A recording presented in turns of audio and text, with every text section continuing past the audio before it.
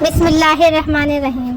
بنی اسرائیل میں برسیسا نامی ایک راہب تھا۔ اس وقت بنی اسرائیل میں اس جیسا کوئی عبادت گزار نہیں تھا۔ اس نے ایک عبادت خانہ بنایا ہوا تھا، وہ اسی میں عبادت میں مست رہتا تھا۔ اسے لوگوں سے کوئی غرض نہیں تھی، نہ تو وہ کسی کو ملتا تھا اور نہ ہی کسی کے پاس آتا جاتا تھا۔ شیطان نے اسے گمراہ کرنے کا ارادہ کر لیا۔ برسیسا اپنے کمرے سے باہر نکلتا ہی نہیں تھا۔ وہ ایسا عبادت گزار تھا کہ اپنا وقت ہرگز ضائع نہیں کرتا تھا۔ شیطان نے دیکھا کہ جب دن میں کچھ وقت یہ تھکتے ہیں تو کبھی کبھی اپنی کھڑکی سے باہر جھانک کر دیکھ لیتے ہیں۔ ادھر کوئی آبادی بھی نہیں تھی، اس کا اکیلا سوما تھا۔ اس کے ارد گرد کھیت اور باغ تھے۔ جب اس نے دیکھا کہ وہ دن میں 1-2 مرتبہ کھڑکی سے دیکھتے ہیں تو اس مردود نے انسانی شکل میں آ کر کھڑکی کے سامنے نماز کی نیت باندھ لی۔ اس نے نماز کیا پڑھنی تھی، فقط شکل بنا کر کھڑا تھا۔ اب دیکھو کہ جس کی جو لائن ہوتی ہے اس کو گمراہ کرنے کے لیے اس کے مطابق دلکش بہروپ بناتا ہے۔ چنانچہ جب اس نے کھڑکی سے باہر جھانکا تو ایک آدمی کو قیام کی حالت میں دیکھا۔ وہ بڑا حیران ہوا۔ جب دن کے دوسرے حصے میں اس نے دوبارہ ارادتاً باہر دیکھا تو وہ رکوع میں تھا۔ بڑا لمبا رکوع کیا، پھر تیسری مرتبہ سجدے کی حالت میں دیکھا۔ کئی دن اسی طرح ہوتا رہا۔ آہستہ آہستہ برسیسا کے دل میں یہ بات آنے لگی کہ یہ تو کوئی بڑا بزرگ انسان ہے جو دن رات اتنی عبادتیں کرتا ہے۔ وہ کئی مہینوں تک اسی طرح شکل بنا کر قیام، رکوع اور سجدے کرتا رہا، یہاں تک کہ برسیسا کے دل میں یہ بات آنے لگی کہ میں اس سے پوچھوں تو صحیح کہ یہ کون ہے۔ جب برسیسا کے دل میں یہ بات آنے لگی تو شیطان نے کھڑکی کے قریب مصلی بچھانا شروع کر دیا۔ جب مصلی کھڑکی کے قریب آ گیا اور برسیسا نے باہر جھانکا تو اس نے شیطان سے پوچھا، تم کون ہو؟ وہ کہنے لگا، آپ کو مجھ سے کیا غرض ہے؟ میں اپنے کام میں لگا ہوا ہوں، مجھے ڈسٹرب نہ کریں۔ وہ سوچنے لگا کہ عجیب بات ہے کہ کسی کی کوئی بات سننا گوارا ہی نہیں کرتا۔ دوسرے دن برسیسا نے پھر پوچھا کہ آپ اپنا تعارف تو کرائیں۔ وہ کہنے لگا، مجھے اپنا کام کرنے دو۔ اللہ کی شان کی ایک دن بارش ہونے لگی۔ وہ بارش میں بھی نماز کی شکل بنا کر کھڑا ہو گیا۔ برسیسا کے دل میں بات آئی کہ جب یہ اتنا عبادت گزار ہے کہ اس نے بارش میں بھی کوئی پرواہ نہیں کی تو کیوں نہ میں اچھے اخلاق کا مظاہرہ کر دوں اور اس سے کہوں کہ میاں اندر آ جاؤ۔ چنانچہ اس نے شیطان کو پیشکش کی کہ باہر بارش ہو رہی ہے، تم اندر آ جاؤ۔ وہ جواب میں کہنے لگا، ٹھیک ہے، مومن کو مومن کی دعوت قبول کر لینی چاہیے، لہٰذا میں آپ کی دعوت قبول کر لیتا ہوں۔ وہ چاہتا ہی یہی تھا۔ چنانچہ اس نے کمرے میں آ کر نماز کی نیت باندھ لی۔ وہ کئی مہینوں تک اس کے کمرے میں عبادت کی شکل بناتا رہا۔ وہ دراصل عبادت نہیں کر رہا تھا، فقط نماز کی شکل بنا رہا تھا، لیکن دوسرا یہی سمجھ رہا تھا کہ وہ نماز پڑھ رہا ہے۔ اس کو نماز سے کیا غرض تھی، وہ تو اپنے مشن پر تھا۔ جب کئی مہینے گزر گئے تو برسیسا نے اس واقعے بہت بڑا بزرگ سمجھنا شروع کر دیا اور اس کے دل میں اس کی عقیدت پیدا ہونا شروع ہو گئی۔ اتنے عرصے کے بعد شیطان برسیسا سے کہنے لگا کہ اب میرا سال پورا ہو چکا ہے، لہٰذا میں اب یہاں سے جاتا ہوں، میرا مقام کہیں اور ہے۔ روانہ ہوتے وقت ویسے ہی دل نرم ہو چکا تھا، لہٰذا وہ برسیسا سے کہنے لگا، اچھا، میں آپ کو جاتے جاتے ایک ایسا تحفہ دے جاتا ہوں جو مجھے اپنے بڑوں سے ملا تھا۔ وہ تحفہ یہ ہے کہ اگر تمہارے پاس کوئی بھی بیمار آئے تو اس پر یہ پڑھ کر دم کر دیا کرنا، وہ ٹھیک ہو جایا کرے گا۔ تم بھی کیا یاد کرو گے کہ کوئی آیا تھا، تحفہ دے گیا تھا؟ برسیسا نے کہا، مجھے اس کی کوئی ضرورت نہیں۔ وہ کہنے لگا کہ ہمیں یہ نعمت طویل مدت کی محنت کے بعد ملی ہے، وہ نعمت تمہیں تحفے میں دے رہا ہوں اور تم انکار کر رہے ہو، تم تو بڑے نالائق انسان ہو۔ یہ سن کر برسیسا کہنے لگا، اچھا جی، مجھے بھی سکھا ہی دے۔ چنانچہ شیطان نے اسے ایک دم سکھا دیا اور یہ کہتے ہوئے رخصت ہو گیا کہ اچھا، پھر کبھی ملیں گے۔ وہ وہاں سے سیدھا بادشاہ کے گھر گیا۔ بادشاہ کے 3 بیٹے اور 1 بیٹی تھی۔ شیطان نے جا کر اس بیٹی پر اثر ڈالا اور وہ مجنونہ سی بن گئی۔ وہ خوبصورت اور پڑھی لکھی لڑکی تھی، لیکن شیطان کے اثر سے اسے دورے پڑنا شروع ہو گئے۔ بادشاہ نے اس کے علاج کے لیے حکیم اور ڈاکٹر بلوائے۔ कई दिनों तक वो इसका इलाज करते रहे लेकिन कोई फायदा न हुआ। जब कई दिनों के इलाज के बाद भी कुछ इफाका न हुआ तो शैतान ने बादशाह के दिल में ये बात डाली कि बड़े हकीमों डॉक्टरों से इलाज करवा लिया है, अब किसी दम वाले से ही दम कराकर देख लो। ख्याल आते ही उसने सोचा कि हाँ, किसी दम वाले को तलाश करना चाहिए। चुनाचे उसने अपने सरकारी हरकारे भेजे ताकि वो पता करे कि आए कि उस वक्त सबसे ज्यादा नेक बंदा कौन है। सबने कहा कि इस वक्त सबसे ज्यादा नेक आदमी तो बरसीसा है और वो तो किसी से मिलता ही नहीं है। बादशाह ने कहा कि अगर वो किसी से नहीं मिलता तो उनके पास जाकर मेरी तरफ से दरख्वास्त करो कि हम आपके पास आ जाते हैं। कुछ आदमी बरसीसा के पास गए। उसने उन्हें देखकर कहा कि आप मुझे डिस्टर्ब क्यों करने आए हैं। उन्होंने कहा कि बादशाह की बेटी बीमार है, हकीमों और डॉक्टरों से बड़ा इलाज करवाया है लेकिन कोई फायदा नहीं हुआ। बादशाह चाहते हैं कि आप बेशक यहाँ ना आए ताकि आपकी इबादत में खलल ना आए। हम आपके पास बच्ची को लेकर आ जाते हैं, आप यहीं बच्ची को दम कर देना। हमें उम्मीद है कि आपके दम करने से वो ठीक हो जाएगी। इसके दिल में ख्याल आया कि हाँ, मैंने एक दम सीखा तो है, इस दम को आजमाने का ये अच्छा मौका है। चलो ये तो पता चल जाएगा कि वो दम ठीक भी है या नहीं। चुनाचे उसने उन लोगों को बादशाह की बेटी को लाने की इजाज़त दे दी। बादशाह अपनी बेटी को लेकर बरसीसा के पास आ गया। उसने जैसे ही दम किया वो ठीक हो गई। मर्ज भी शैतान ने लगाया था और दम भी उसी ने बताया था, लिहाजा दम करते ही शैतान उसको छोड़कर चला गया और वो बिल्कुल ठीक हो गई। बादशाह को पक्का यकीन हो गया कि मेरी बेटी इसके दम से ठीक हुई है। 1-1.5 महीने के बाद उसने फिर इसी तरह बच्ची पर हमला किया और वो उसे फिर बरसीसा के पास ले आया। उसने दम किया तो वो फिर उसे छोड़कर चला गया। हत्ता कि 2-4 दिन के बाद बादशाह को पक्का यकीन हो गया कि मेरी बेटी का इलाज इसके दम में है। अब बरसीसा की बड़ी शोहरत हुई कि इसके दम से बादशाह की बेटी ठीक हो जाती है। कुछ अरसे के बाद इस बादशाह के मुल्क पर किसी ने हमला किया। वो अपने शहजादों के हमराह दुश्मन का मुकाबला करने के लिए तैयारी करने लगा। अब बादशाह सोच में पड़ गया कि अगर जंग में जाए तो बेटी को किसके पास छोड़कर जाए। किसी ने मशवरा दिया किसी वजीर के पास छोड़ जाए और किसी ने कोई और मशवरा दिया। बादशाह कहने लगा कि अगर इसको दोबारा बीमारी लग गई तो फिर क्या बनेगा। बरसीसा तो किसी की बात भी नहीं सुनेगा। चुनाचे बादशाह ने कहा कि मैं खुद बरसीसा के पास अपनी बेटी को छोड़ जाता हूँ। देखो शैतान कैसे जोड़ मिला रहा है। बादशाह ने अपने तीनों बेटों और बेटी को लेकर बरसीसा के पास पहुँच गया और कहने लगा कि हम जंग पर जा रहे हैं, जंग पर जा रहे हैं। तरक्की और मौत का, जिंदगी और मौत का पता नहीं। मुझे इस वक्त सबसे ज्यादा एतमाद तुम ही पर है और मेरी बेटी का इलाज भी तुम्हारे ही पास है, लिहाजा मैं चाहता हूँ कि ये बच्ची तुम्हारे पास ही ठहर जाए। बरसीसा कहने लगा तौबा तौबा, मैं ये काम कैसे कर सकता हूँ कि ये अकेली मेरे पास ठहरे।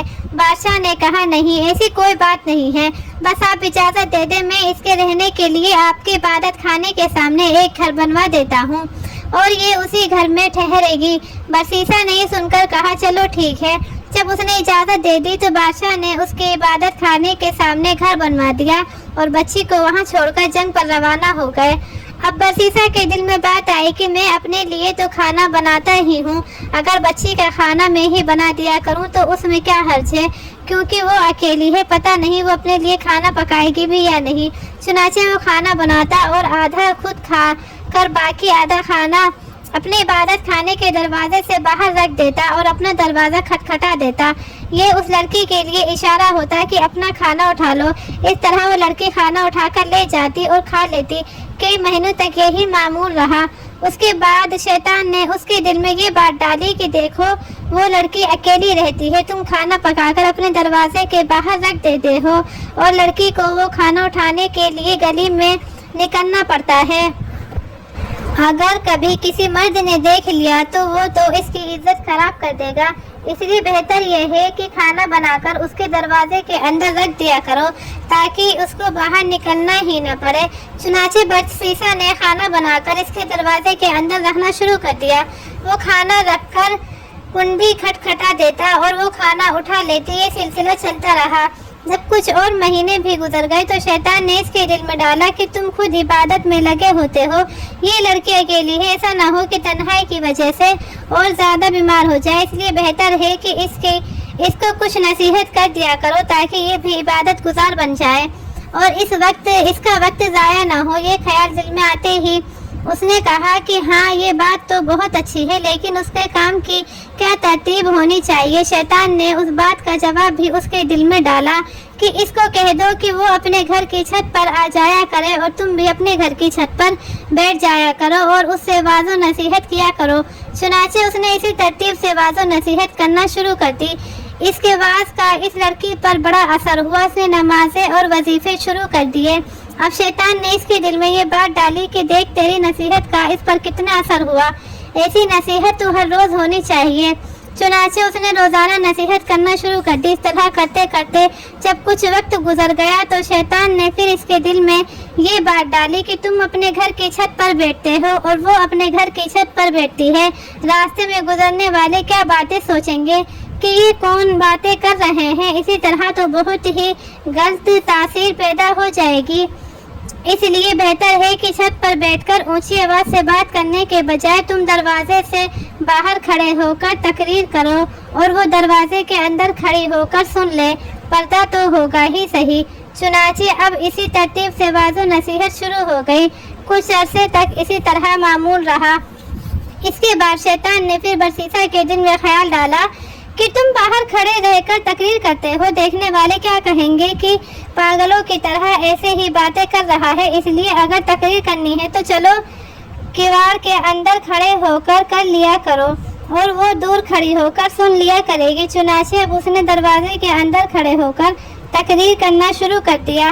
جب اس نے اندر کھڑے ہو کر تقریر کرنا شروع کر دی تو لڑکی نے ایسا بتایا کہ اتنی نمازیں پڑھتی ہوں اور اتنی عبادت کرتی ہوں۔ یہ سن کر اسے بڑی خوشی ہوئی کہ میری باتوں کا اس پر بڑا اثر ہو رہا ہے۔ اب میں اکیلا ہی عبادت نہیں کر رہا ہوتا ہوں بلکہ یہ بھی عبادت کر رہی ہوتی ہے۔ کئی دن تک یہی سلسلہ چلتا رہا۔ بالآخر شیطان نے لڑکی کے دل میں برسیسہ کی محبت ڈالی اور برسیسہ کے دل میں لڑکی کی محبت ڈالی۔ چنانچہ لڑکی نے کہا کہ آپ جو کھڑے کھڑے بیان کرتے ہیں میں آپ کے لیے چارپائی ڈال دیا کروں گی، آپ اس پر بیٹھ کر بیان کر دیا کرنا اور میں دور بیٹھ کر سن لیا کروں گی۔ اس نے کہا بہت اچھا۔ لڑکی نے دروازے کے قریب چارپائی ڈال دی۔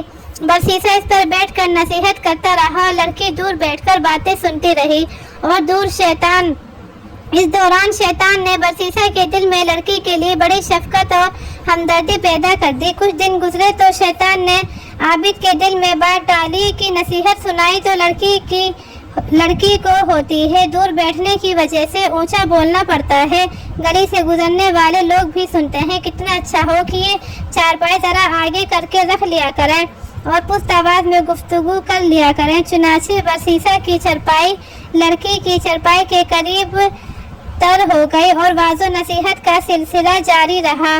کچھ عرصہ اسی طرح گزرا تو شیطان نے لڑکی کو مزین کر کے برسیسہ کے سامنے پیش کرنا شروع کر دیا اور وہ یوں اس لڑکی کے حسن و جمال کا گردیدہ ہوتا گیا۔ اب شیطان نے برسیسہ کے دل میں جوانی کے خیالات ڈالنا شروع کر دیے، حتیٰ کہ برسیسہ کا دل عبادت خانے سے اچٹ ہو گیا اور اس کا زیادہ وقت لڑکی سے باتیں کرنے میں گزر جاتا۔ سال گزر چکا تھا۔ ایک دفعہ شہزادوں نے آ کر شہزادی کی خبر گیری کی تو شہزادی کو خوش و خرم پایا اور راہب کے گن گاتے دیکھا۔ شہزادوں کو لڑائی کے لیے دوبارہ سفر پر جانا تھا، اس لیے وہ مطمئن ہو کر چلے گئے۔